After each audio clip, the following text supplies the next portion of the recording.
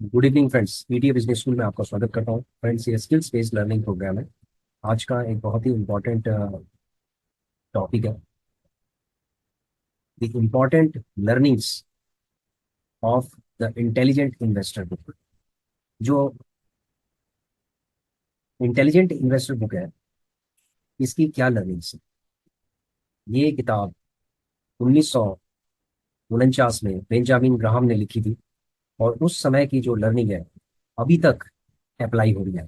तो आप समझ सकते हैं कि जो इन्वेस्टमेंट का जो प्रिंसिपल्स थे, वो कितने सालों पहले बनाए गए थे, और जिस पर लोग आज तक जो अमल कर रहे हैं, वो लोग अरबपति बन चुके हैं।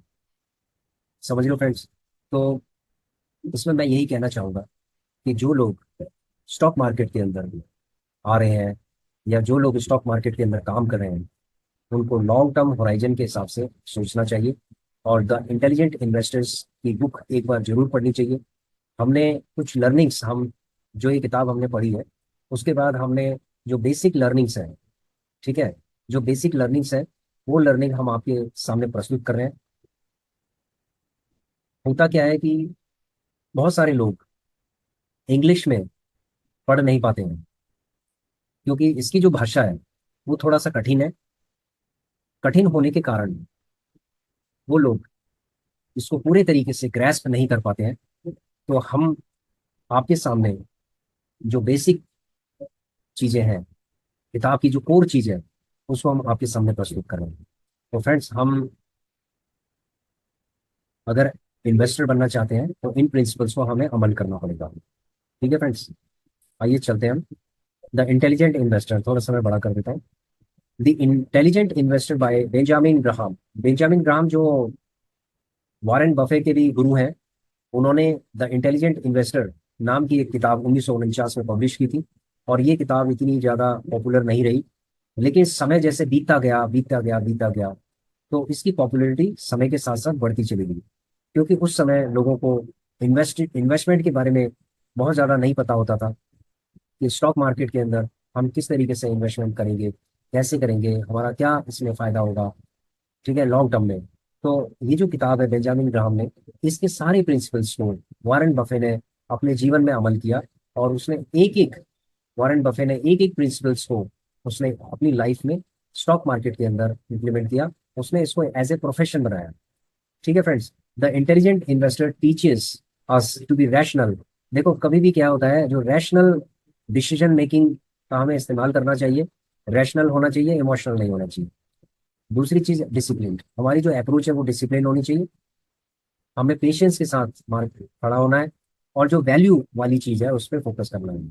ठीक है, मार्केट नॉइस पे फोकस करने की बजाय हमें वैल्यू पे फोकस करना है कि किस चीज की वैल्यू फ्यूचर में अच्छी हो सकती है। तो टॉप लेसन है इंटेलिजेंट इन्वेस्टर्स के, चलो हम इसको प्रस्तुत करते हैं।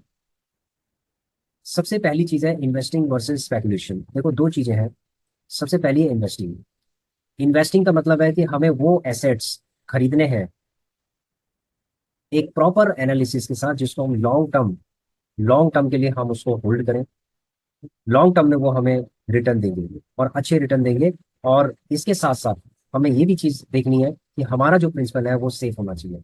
यानी कि प्रिंसिपल, सेफ्टी ऑफ प्रिंसिपल्स के साथ हमें इन्वेस्टिंग करना है एनालिसिस के साथ। ठीक है, हमें वो एसेट्स लेने हैं जो लॉन्ग टर्म में हमें रिटर्न देंगे। ठीक है फ्रेंड्स, क्लियर हो गया होगा। सबसे पहले हमें अपने प्रिंसिपल, जो हमारा प्रिंसिपल है, इसको हमें सेव करना है।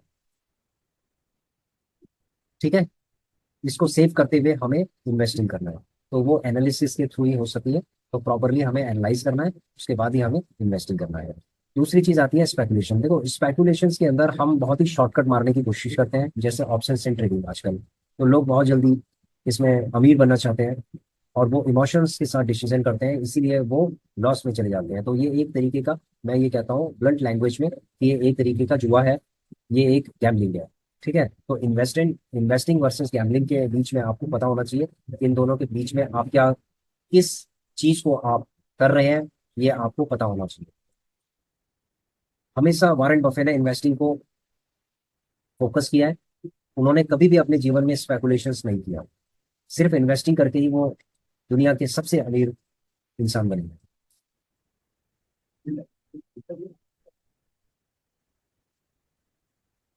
मार्जिन ऑफ सेफ्टी, देखो एक और चीज, मार्जिन ऑफ सेफ्टी से पहले बहुत लोग स्पेकुलेशन भी करते हैं और इन्वेस्टिंग भी करते हैं, लेकिन जनरली क्या होता है कि जो इन्वेस्टिंग से वो पैसा कमाते हैं वो स्पेकुलेशन करते हुए सारा लूज कर देते हैं। तो एक समय ऐसा आता है कि स्पेकुलेशन की उन्हें आदत हो जाती है और उसके बाद वो कंफ्यूज हो जाते हैं कि वो इन्वेस्टिंग कर रहे हैं या स्पेकुलेशन कर रहे हैं। तो स्पेकुलेशन में वो अपना पैसा लगाते हैं, वो सोचते हैं कि हम स्पेकुलेशन करके हम पैसा कमा कर और उसके बाद हम इन्वेस्टिंग करेंगे। तो ये समय कभी नहीं आता, स्पेकुलेशन में वो सारा अपना पैसा बर्बाद कर देते हैं और इन्वेस्टिंग का उनको कभी भी मौका नहीं मिल पाता। दूसरी लर्निंग है margin of safety. Always buy stock when their market price is significantly below their intrinsic value. देखो एक इंट्रिंसिक वैल्यू होती है किसी भी स्टॉक्स की, उस इंट्रिंसिक वैल्यू से अगर मार्केट प्राइस नीचे चल रहा है, ठीक है, इंट्रिंसिक वैल्यू से कम है अगर वैल्यू, तो इसका मतलब है कि वो हमें सस्ते में मिल रहा है। ठीक है, मैं एक फॉर एग्जांपल कहता हूँ कि जैसे कोरोना के टाइम पे एसबीआई बैंक का जो प्राइस था वो 150 पे आ गया था। तो ऐसे नहीं कि एसबीआई के बैलेंस शीट में कोई दिक्कत आ गई हो या उसकी वैल्यू या उसके ब्रांड में कोई दिक्कत आ गई हो, सिर्फ मार्केट कोरोना के टाइम पे मार्केट नीचे की तरफ फ्लक्चुएट कर गया था। तो जिस वजह से जितने भी स्टॉक्स थे, अच्छे हो या बुरे हो, सारे स्टॉक्स नीचे गिर गए थे। ठीक है, तो एसबीआई एक वैल्यू स्टॉक्स था, उसकी वैल्यू नीचे गिर गई थी, 150 रुपए पे चली गई थी। तो आज अगर देखेंगे आप 5 साल में इसकी वैल्यू 800 प्लस हो चुकी है। तो 150 रुपये से 800 एंड समथिंग हो चुकी है। तो आप लगा सकते हैं कि कितना गुना इसने रिटर्न दिया है। This buffer protects you from errors in analysis and unforeseen market drops. देखो कभी भी क्या होता है कि जब वैल्यू स्टॉक्स हैं आपके और उनकी वैल्यू नीचे गिर जाती है, अगर आप उसको उठाते जाएंगे, जब उसकी वैल्यू कम होगी मतलब प्राइस कम होगा, तो वैल्यू कम नहीं, वैल्यू उतनी है लेकिन प्राइस कम हो गया, तो प्राइस जब कम होगा, जब मार्केट नीचे की तरफ करेक्शन कर रही है, उसका प्राइस नीचे गिर रहा है और वैल्यू उसकी अच्छी है, इंट्रिंसिक वैल्यू उसकी ठीक है, तो ऐसे स्टॉक्स को हमें उठाना चाहिए। थर्ड लर्निंग है Mister Market. Imagine the market as an emotional business partner who offers to buy or sell at different prices daily. देखो मार्केट एक इमोशनल बिजनेस पार्टनर है, वो तो आपको बताएगा कि भाई आप सेल कर लो बाय कर लो इमोशंस के हिसाब से, लेकिन हमें इमोशंस को छोड़ के हमें रैशनल डिसीजन लेने पड़ेंगे। जब हम रैशनल डिसीजन लेते हैं तभी जाके हम स्टॉक मार्केट के अंदर सर्वाइव कर सकते हैं। ठीक है, तो instead of following his mood, use it to your advantage. जो मार्केट का मूड होता है, जो मार्केट आपको इमोशंस में आपको ब्लो करना स्टार्ट कर देता है, ठीक है, और हम उसी इमोशंस में बह जाते हैं और हम गलत डिसीजन ले लेते हैं। तो जो मार्केट के मूड को आप छोड़ दीजिए, आप अपना खुद का एनालिसिस कीजिए और उसके बाद आप देखिए कि यहाँ पर अगर मार्केट के अंदर फियर है, ठीक है, अगर मार्केट के अंदर फियर है, यानी कि मार्केट अगर पैसिमिस्टिक है, नीचे गिर रही है मार्केट, तो वहां पर आपको बाय करना होगा। और अगर मार्केट ओवरली ऑप्टिमिस्टिक है तो वहां पर आपको सेल करना चाहिए। समझ गए फ्रेंड्स? क्योंकि मार्केट आपको यही कहेगी कि जब लोअर प्राइस होगा तो इसको सेल करो, ठीक है, और जब हाई प्राइसेस होंगे तो आपको कहेगी कि आप इसको बाय करो। तो हमें उसका उल्टा करना है, इमोशंस में नहीं आना है। Defensive versus enterprising investor. Defensive investor वो होते हैं जो अपनी कैपिटल को सेव करते हैं, हाई क्वालिटी स्टॉक्स और जो बॉन्ड्स में इन्वेस्टमेंट करते हैं, अपने पोर्टफोलियो को डाइवर्सिफाई करते हैं। एंटरप्राइजिंग इन्वेस्टर वो होते हैं कि जो टाइमली डिसीजन लेते हैं, रिसर्च करते हैं, उसके बाद अंडर वैल्यूड जो स्टॉक्स हैं उनको एक्यूमुलेट करते हैं, ठीक है, और जो स्पेशल सिचुएशंस होती है वहां पर इन्वेस्टमेंट करते हैं। इंपॉर्टेंस ऑफ डिसिप्लिन, नेक्स्ट जो लर्निंग है वो है importance of discipline and patience. ये आपको कोई नहीं बताएगा, ये मार्केट में काम करते करते ये आइडिया आपको, जब मार्केट आपको टेस्ट करता है, आपकी नर्व्स को टेस्ट करता है, ठीक है, तो आप इमोशनल डिसीजन लेना स्टार्ट कर देते हैं। जैसे मार्केट नीचे की तरफ गिर रही है, आप डर जाते हैं, आप अपना सेल कर देते हैं कि भाई मैं सेल कर देता हूँ। तो सेल करने के बाद आप अपना लॉस बुक कर देते हैं और उसके बाद लॉस बुक करने के बाद आपका कभी भी पोर्टफोलियो एक नहीं बन पाता है। ठीक है, तो पेशेंस के साथ और डिसिप्लिन के साथ काम करने की जरूरत है। मार्केट की टाइमिंग को आपको अवॉइड करना चाहिए। नेक्स्ट लर्निंग है don't try to predict short term market movements. Short term अगर मार्केट मूवमेंट्स को आप अगर देखोगे तो आप जल्दी से मार्केट से भाग जाओगे और उसके बाद आपका कभी भी पोर्टफोलियो बिल्ड नहीं हो पाएगा। इसीलिए कहा गया है कि focus on long term value and fundamental strength. आपको लॉन्ग टर्म वैल्यू स्टॉक्स देखने हैं, उसमें उसमें ही आपको फोकस करना है। ठीक है, देखो जो मार्केट टाइमिंग है ये कोई भी इसको प्रेडिक्ट नहीं कर सकता। कई बार हम ये सोचते हैं कि जो वैल्यू स्टॉक्स हैं वो नीचे आएंगे, नीचे आएंगे, नीचे आएंगे, लेकिन नीचे नहीं आते। इसीलिए एक सिस्टमेटिक इन्वेस्टमेंट प्लान का जो मॉडल है वो बना हुआ है कि हम सिस्टमेटिक तरीके से हम इन्वेस्टिंग करते रहें ताकि हमारा जो फंड्स है वो इंक्रीज होता जाए। ठीक है, और हमारी जो वैल्यू है उसमें एवरेजिंग होती जाए।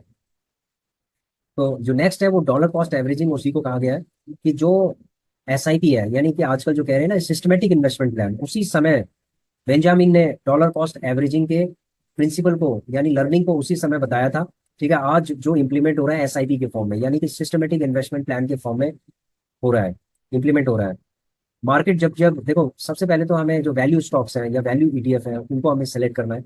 उसके बाद मार्केट कंडीशंस जब खराब हो, मान लीजिए कि नीचे जो मार्केट नीचे की तरफ गिरना स्टार्ट कर दे, ठीक है, वॉलेटिलिटी हो मार्केट की, वो रिड्यूस हो जाए, उसका प्राइस रिड्यूस हो, तो वहां पर हमें एसआईपी यानी सिस्टमेटिक इन्वेस्टमेंट प्लान के थ्रू हमें उसको एवरेजिंग करना है। ठीक है, अंडरस्टैंड व्हाट यू वांट, आपको पता होना चाहिए कि आप जो ले रहे हैं वो आप क्या ले रहे हैं। आपको खुद अपना एनालिसिस करना है कि आप किस चीज में इन्वेस्टमेंट कर रहे हैं। ठीक है, invest in your circle of competence, ये वारेन बफे ने भी इस प्रिंसिपल को इको किया है, मतलब इसको बार बार वो रिपीट अपने इंटरव्यू में रिपीट करते रहे हैं कि investment in your circle of competence, क्योंकि उन्होंने इस प्रिंसिपल को सबसे ज्यादा फॉलो किया है।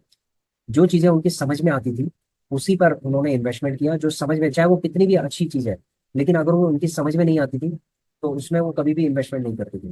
तो सबसे पहले आपको इस चीज को समझने की जरूरत है कि जो आपकी समझ में आता है उसी को आपको इन्वेस्टमेंट, उसी में आपको इन्वेस्टेड रहने की जरूरत है, और इन्वेस्टमेंट उसी में करना चाहिए जो चीजें समझ में आती है। समझ लो फ्रेंड्स, इसी को हम कहते हैं सर्कल ऑफ कॉम्पिटेंस। जैसे फॉर एग्जाम्पल, मुझे बैंकिंग सेक्टर के बारे में समझ में आता है। ठीक है, कि बैंक्स किस तरीके से काम करते हैं, उनका मॉडल क्या है, बिजनेस मॉडल क्या है, उसके अंदर जो बैंक्स हैं उनका प्रॉफिट किस तरीके से बनता है, मार्केट की कंडीशंस के हिसाब से वो किस तरीके से उनके जो वैल्यू स्टॉक्स हैं वो नीचे की तरफ जाते हैं, कब ऊपर जाते हैं। ये सब चीजें अगर आपकी समझ में आती हैं तो आप जो हाई वैल्यू जो स्टॉक्स हैं, ठीक है, उनमें आप जो बैंकिंग सेक्टर के जो स्टॉक्स हैं, हाई वैल्यू स्टॉक्स हैं, आप उनके अंदर आप इन्वेस्ट कर सकते हैं अगर आपको समझ में आता है अकाउंट्स एंड फाइनेंस का बैंकिंग सेक्टर। अगर आपको इंफ्रास्ट्रक्चर सेक्टर समझ में आता है तो इंफ्रास्ट्रक्चर में भी स्टॉक्स एंड ईटीएफ्स हैं। अगर आपको आईटी सेक्टर समझ में आता है तो आईटी सेक्टर के अंदर भी स्टॉक्स एंड ईटीएफ्स हैं। तो इसको कहते हैं हम invest invest invest in your circle of competence. समझ गए फ्रेंड्स? तो ये जो लर्निंग्स है, ये जो ब्राम बेल ने बुक लिखी थी, इस सारी लर्निंग को वारेन बफे ने इसको अपने जीवन में उन्होंने अमल किया, और तो दुनिया के सबसे अमीर इंसान बने। देखो आजकल हम क्या गलतियां कर रहे हैं ये भी हमें समझने की जरूरत है। हमने द इंटेलिजेंट इन्वेस्टर हमने पढ़ी होगी, और आप लोगों ने भी, बहुत लोगों ने पढ़ी होगी the intelligent investor. Sorry friends, अगर किसी ने द इंटेलिजेंट इन्वेस्टर नहीं पढ़ी है तो उसको ये किताब पढ़नी चाहिए, और बहुत ही डिटेल में इसको पढ़ना चाहिए। चाहे इसमें उनको 6 महीने लग जाए या 3 महीने लग जाए, लेकिन ये धीरे धीरे करके उनको पढ़नी चाहिए। और उन प्रिंसिपल्स को फॉलो करने की जरूरत है आज भी। तो आज के जो युवा है वो क्या गलतियां कर रहे हैं, वो एक शॉर्टकट के चक्कर में, स्पेकुलेशंस के चक्कर में पड़ रहे हैं। ठीक है, कि एक शॉर्टकट, तो वो लोग अपना जो फंड्स है यानी अपनी जो अपनी इकोनॉमी को, मतलब जो पर्सनल इकोनॉमी है उसको खराब कर देते हैं। ठीक है, कुछ लोग लोन लेके आते हैं मार्केट के अंदर, स्पेकुलेशन करना स्टार्ट कर देते हैं, उसके बाद वो कर्जे में चले जाते हैं। तो इस तरीके से वो अपनी पर्सनल जो वेल्थ है ना उसको भी खराब कर देते हैं स्पेकुलेशन के चक्कर में। तो फ्रेंड्स, हमेशा इन्वेस्टिंग करना चाहिए, स्पेकुलेशन नहीं करना चाहिए। तो गलती जो कर रहे हैं लोग वो स्पेकुलेशन की कर रहे हैं। ठीक है, तो अब मैं आपको बताऊंगा एक एक करके जो गलतियां कर रहे हैं। बहुत लोग स्मार्ट, अपने आप को स्मार्ट बनने की कोशिश करते हैं। वो ये कहते हैं कि हम स्पेकुलेशन करके जो हम कमाएंगे उससे हम इन्वेस्टिंग करेंगे, तो ऐसा समय आता नहीं है, क्योंकि वो अपनी जो स्मार्टनेस है वो स्पेकुलेशन में दिखाते हैं और अपना सारा फंड खत्म कर देते हैं, वो कभी भी इन्वेस्टिंग नहीं कर पाते। फ्रेंड, दूसरी गलती क्या होती है, मार्जिन ऑफ सेफ्टी को लेके होती है। बहुत सारे लोग क्या करते हैं कि एक बहुत बड़ा लंबा चौड़ा पोर्टफोलियो बनाने की कोशिश करते हैं। वो लोग क्या करते हैं, इस प्रिंसिपल को इस्तेमाल ही नहीं करते हैं। ठीक है, वो इधर उधर से जहां से उनको टिप्स मिलती हैं उसके हिसाब से वो इन्वेस्टमेंट करना स्टार्ट कर देते हैं। वो पेनी स्टॉक्स में स्टार्ट करना, इन्वेस्टमेंट करना स्टार्ट कर देते हैं। जिससे कि क्या होता है कि उसका प्राइस नीचे गिरता चला जाता है, और वो ये सोचते हैं कि मार्जिन ऑफ सेफ्टी का हम प्रिंसिपल का यूज कर रहे हैं। लेकिन उस केस में क्या होता है, अगर वैल्यू स्टॉक्स नहीं है तो आपका टोटल जितना भी फंड है उसको सारा वो खत्म कर देगा। ठीक है, क्योंकि उनकी जो इंट्रिंसिक वैल्यू होती है पैनी स्टॉक्स की, वो अनप्रेडिक्टेबल होती है, उसको पता नहीं होता कि उसमें क्या हो जाएगा। तो 99% लोग अपना पैसा लूज कर देते हैं, क्योंकि वो एवरेजिंग करते रहते हैं इसके अंदर, एवरेजिंग करते रहते हैं, और उनका जो फंड है वो खत्म हो जाता है। देखो मिस्टर मार्केट जो है बहुत ही इमोशनल है, और ये स्विंग करता है, कभी ऊपर कभी नीचे, कभी ये इसका बिहेवियर इसी तरीके का है। और अगर आप भी उस इमोशन में बहना स्टार्ट कर दोगे तो अपना पैसा सारा आप लूज कर दोगे। तो इसीलिए लोग यही गलतियां करते हैं कि उस इमोशंस में बह के वो लोग डिसीजन लेते रहते हैं। डिफेंसिव वर्सेस एंटरप्राइजिंग इन्वेस्टर, देखो यहाँ पर भी लोग बहुत बड़ी गलती करते हैं। लोग डिफेंसिव नहीं होते हैं, वो बहुत ही एग्रेसिव इन्वेस्टर बन के काम करते हैं, और वो एक डाइवर्सिफाइड पोर्टफोलियो बनाने की जगह वो लोग क्या करते हैं कि एक ही स्टॉक्स के अंदर या एक ही ईटीएफ के अंदर या एक ही एसेट के अंदर सारा अपना फंड डाल देते हैं। कभी मार्केट के अंदर जब फ्लक्चुएशन आती है या करेक्शन आती है तो उनका सारा फंड जो है, जो उनका फंड है वो नेगेटिव हो जाता है, तो उनका पोर्टफोलियो कई समय तक नेगेटिव होता है, और कई बार इमोशंस के चक्कर में वो अपना पोर्टफोलियो को हटा भी देते हैं लॉस में।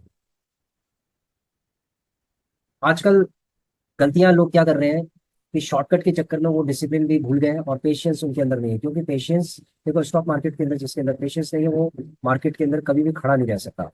ठीक है, तो डिसिप्लिन और पेशेंस ये कम क्यों होगी, क्योंकि लालच यानी ग्रीड एंड फियर की वजह से ये सब चीजें सब डिमिनिश हो जाती हैं।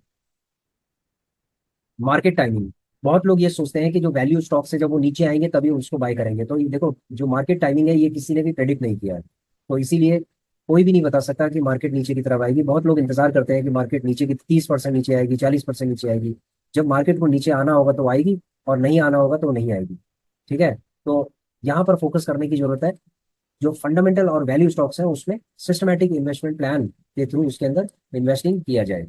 डॉलर कॉस्ट जो एवरेजिंग है वही एसआईपी है एक तरीके का। इसके अंदर रेगुलरली आपने कुछ फिक्स अमाउंट इन्वेस्ट करते जाना है, करते जाना है, करते जाना है, और आपका जो फंड है वो बहुत बड़ा हो जाता है लॉन्ग टर्म में। ठीक है, क्योंकि मार्केट की जो वॉलेटिलिटी है, कभी मार्केट नीचे की तरफ जब जाएगी तो वहां पर आपको इन्वेस्टमेंट करने की जरूरत वहां पर होती है जब मार्केट नीचे की तरफ जाती है। ठीक है, तो गलतियां यही करते हैं लोग कि एसआईपी करने की बजाय वो लोग क्या करते हैं, जब मार्केट ऊपर की तरफ उड़ रही होती है तो वहां पर वो लोग हैवी अमाउंट वहां पर लगा देते हैं, और उसके बाद जब मार्केट में करेक्शन आता है तो उसके बाद फिर उनको लगता है कि ये तो उनसे बहुत बड़ी गलती हो गई है। Understand what you on. देखो ये बहुत ही सिंपल और बहुत ही इंपॉर्टेंट प्रिंसिपल है।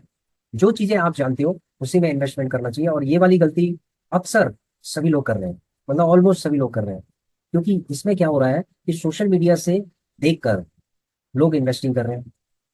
ठीक है, टिप्स लेते हैं, उसके बाद इन्वेस्टिंग कर रहे हैं बिना एनालिसिस के, वो इन्वेस्टिंग कर रहे हैं।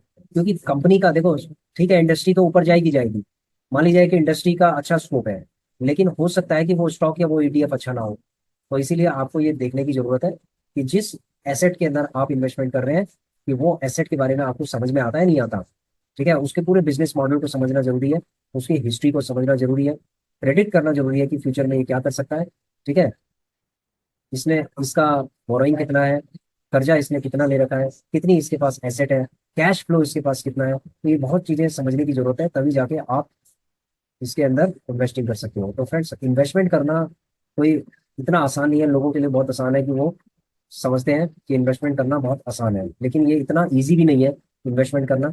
सबसे पहले आपको लर्न करना पड़ेगा, लर्न करने के बाद आपको, उसके बाद ही आप ये डिसीजन ले सकते हैं। ठीक है फ्रेंड्स, तो आशा करता हूँ कि द इंटेलिजेंट इन्वेस्टर की जो की लर्निंग्स है वो हमने हमने आपको प्रेजेंट की है, और इन की लर्निंग्स को आप भी अपने जीवन में अमल करेंगे।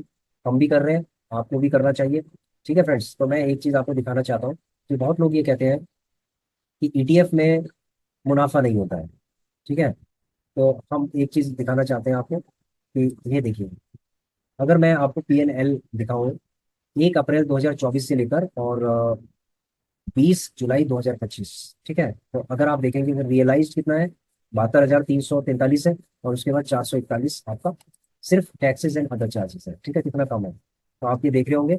और इसमें मैं आपको ये भी दिखा, बहुत सारे लोग ये सोचते हैं कि ईटीएफ में तो कोई फायदा ही नहीं होता, सर स्टॉक मार्केट के अंदर कोई फायदा नहीं होता। अब आप देखिए, ये अगर हम द इंटेलिजेंट इन्वेस्टर्स को अगर फॉलो करते हैं तो धीरे धीरे करके हम अपने पोर्टफोलियो को भी बिल्ड कर सकते हैं। समझ रहे हो फ्रेंड्स? तो ये तो हमने जो स्विंग ट्रेडिंग है, ठीक है, उस मॉडल को हमने फॉलो किया है।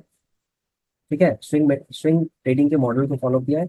उसके बाद हमने इतना रियलाइज PNL किया है। ठीक है, ये लगभग 1.5 साल में है। उसके बाद दूसरा हम देखेंगे, सेकंड हो गया 1 अप्रैल 2024 से लेकर और अभी तक। अब आप देखेंगे इसमें 1.32L है। ठीक है, इसके अंदर अगर आप देखेंगे तो 1.35 है, लेकिन कुछ टैक्सेस एंड चार्जेस के अंदर डिडक्ट हो जाता है। उसके बाद यहाँ पर नेट रियलाइज PNL दिखाई देता है। तो अब आप देख रहे होंगे कि 132 ये हो गया और +70 वो हो गया, तो मतलब आप ये लगा लीजिए कि ये 2 से ऊपर हो गया है। ठीक है, 2 से ऊपर हो गया है। तो अगर 1.5 साल के अंदर मान लीजिए आपका इन्वेस्टमेंट होता है 7 से 8 लाख रुपए का अगर इन्वेस्टमेंट है, और आपने अगर 2 के आसपास अगर आपने इसमें जनरेट कर दिया है, तो आप लगा लीजिए फ्रेंड्स कि ये कितना रेट ऑफ रिटर्न कितना हो गया।